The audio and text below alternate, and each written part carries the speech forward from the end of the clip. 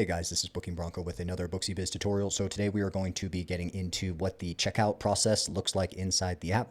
Relatively straightforward, but nonetheless still something that I think is worth reviewing. So before we get into what the checkout process looks like, as always, full disclosure, I'm a full-time employee of Booksy as of the time of this recording, but this YouTube channel is my own personal project and is not affiliated with or sponsored by Booksy, so the views and opinions I express here are strictly my own and do not reflect the positions, views, or opinions of Booksy. As I was saying, before we get into what the checkout process actually looks like, let's go ahead and go into profile. We're going to go into settings and then payments and checkout. And if you go all the way down to the bottom of this section, you're going to go to checkout settings. Here is going to be where you will control what we will actually see in the checkout process. So first, payment methods. So we have all these checked off, excuse me, but you can just go in and select these as you want. Especially this one, automatically charging client, they don't have to manually approve their appointment. Recommend so you get paid. Okay, so all the payment methods that are available, which you can turn on or turn off if you want. Let's back out here. Tip settings. Is staff tip enabled or not? Let's turn it off. Let's turn it back on. Default tip. Let's go to 0%. Okay, so those are the tip settings. Tax settings. What do you want on your services? Tax-free. Products. Let's do tax-free as well. Platform fee settings. So this is going to be if someone pays by card, whether it's tap to pay or mobile pay, you can control if you cover this transaction fee, you split the fee with the client, or the client covers the fee. So this is going to vary depending on the payment type. And then these two are going to be a 3.5% total plus 10 cents per transaction. Just depends if you want to take the 1% or not. Pretty cool setting.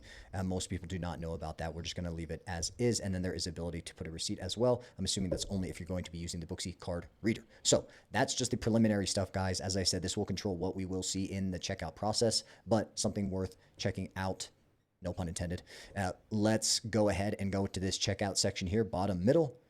And you're going to see here, this normal checkout section is select a client or leave empty. If it's a walk-in, you can just put the amount due, just, whatever there. Or you can add an item from these that are listed, not as much as what is listed in the web app, which we will look at in just a moment.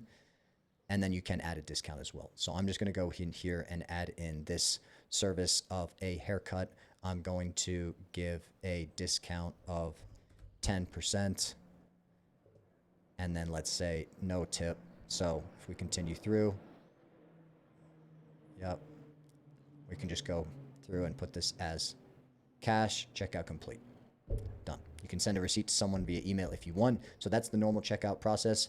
Let's go ahead and get the web app opened up, guys. So let me pull up that real quick.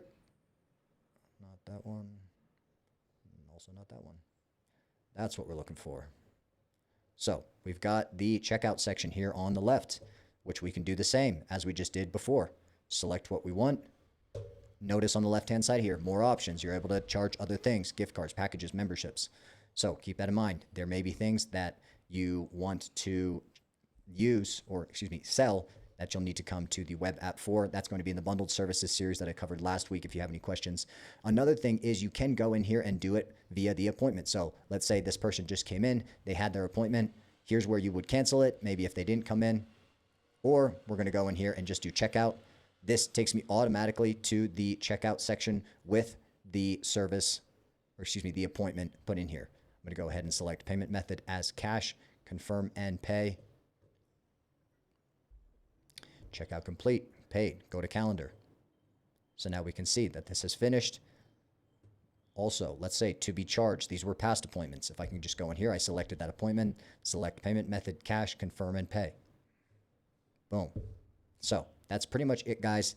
Checkout is relatively straightforward. Just keep in mind what we touched on at the beginning. You are going to need to go into the payments and checkout section in order to control the checkout settings, which is what you will see when you go to the checkout. And then in terms of actually checking someone out, that can be done one of two ways. You just go to the checkout section, put in whatever you're going to charge. So that would be probably more associated with a walk-in. If you're going to charge someone that was an appointment, you'll want to go into the actual appointment, go to checkout, and that'll just take you to the checkout section with that appointment automatically put in, and then you run through. And that's pretty much it, guys, for the checkout process. Pretty straightforward. If you got something out of this video, please like and subscribe. That does help me. You can use my referral link in the description below to get 50% off your first 2 months. Besides that, I'll see you on the next one.